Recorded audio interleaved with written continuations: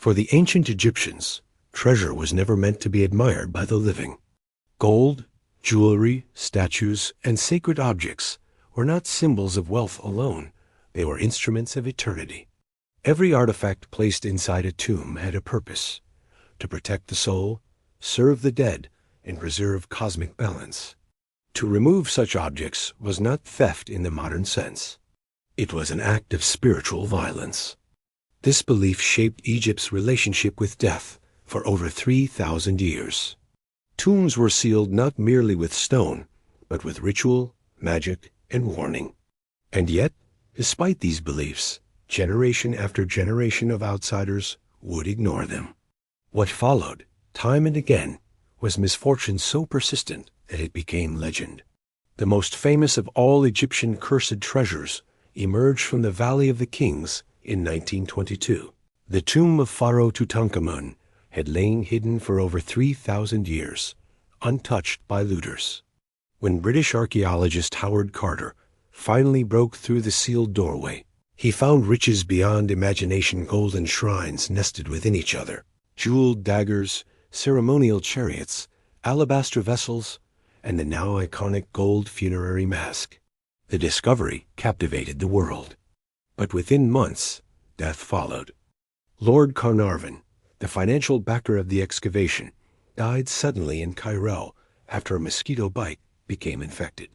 At the exact moment of his death, the lights of Cairo reportedly went out.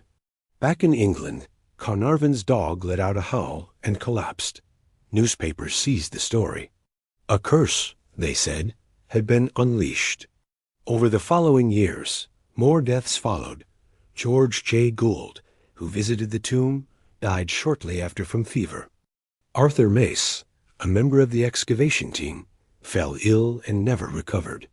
Richard Bethel, Carter's secretary, was found dead in suspicious circumstances. His father later committed suicide. Skeptics pointed out that many involved lived long lives, including Carter himself. Yet the pattern was undeniable. Those who disturbed the tomb often suffered sudden illness, mental collapse, or violent death. The artifacts, now dispersed across museums, carried with them a reputation that could not be erased. But Tutankhamun's tomb was not the first, and not the most feared. Centuries earlier, ancient robbers spoke in hushed tones of royal tombs that killed the living. Papyrus records describe workers falling ill after illegal excavations, or being plagued by nightmares, paranoia, and madness. These were not poetic metaphors. To Egyptians, curses were practical tools, written spells meant to activate consequences. Some tombs bore inscriptions warning intruders that crocodiles, serpents, or desert spirits would devour them. Others invoked the gods directly. One inscription threatened that the heart of the trespasser would be torn from their body by divine judgment. The curse of Pharaoh Amenhotep III was one such legend. Statues taken from his mortuary temple were transported to Europe in the 19th century. Shortly after their arrival, a series of fires, illnesses, and unexplained deaths plagued the collectors involved.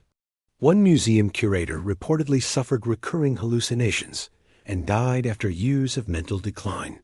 The statues were later locked away, rarely displayed. Another case surrounds the tomb of Pharaoh Seti I, one of Egypt's most powerful rulers. When artifacts from his tomb were removed, those who handled them reported vivid nightmares, insomnia, and severe anxiety. One early explorer documented that workers refused to continue excavation after a series of sudden deaths among laborers. They believed the pharaoh's ka, the spiritual double, was still guarding the tomb. The most chilling stories often involve objects meant to protect the dead rather than decorate them.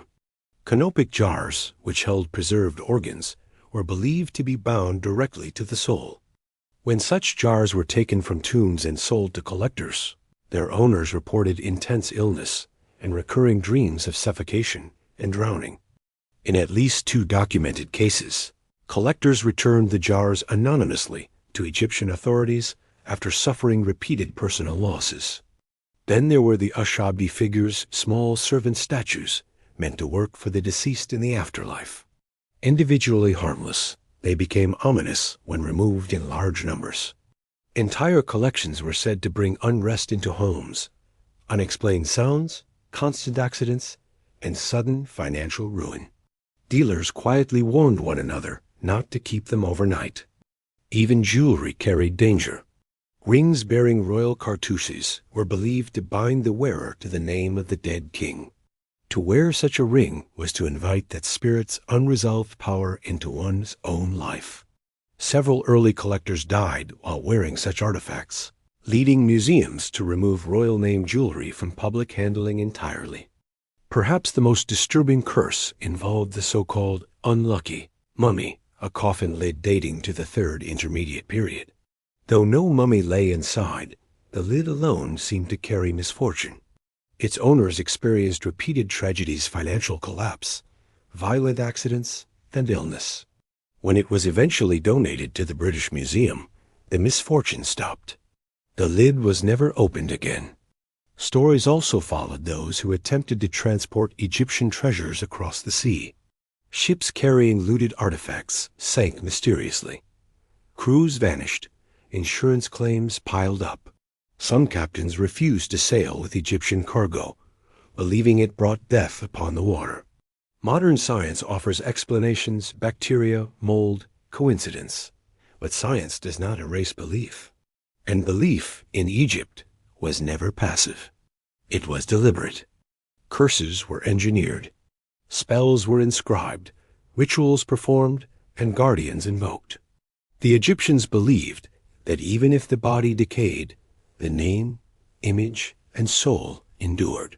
To violate that system was to disrupt the universe's balance mod itself. Perhaps that is why so many cursed treasures brought not instant death, but slow unraveling. Careers collapsed, minds fractured, families fell apart. The punishment was not dramatic, it was relentless. Even today, archaeologists approach tombs with caution and respect, not out of fear, but acknowledgement. Artifacts are documented carefully. Ritual language is preserved. Human remains are treated with dignity, because history has shown what happens when they are not. Egypt's cursed treasures are not evil. They are loyal. Loyal to the dead they were meant to serve. And when taken, they do exactly what they were designed to do: protect eternity at any cost. Gold may endure forever, but those who steal it rarely do.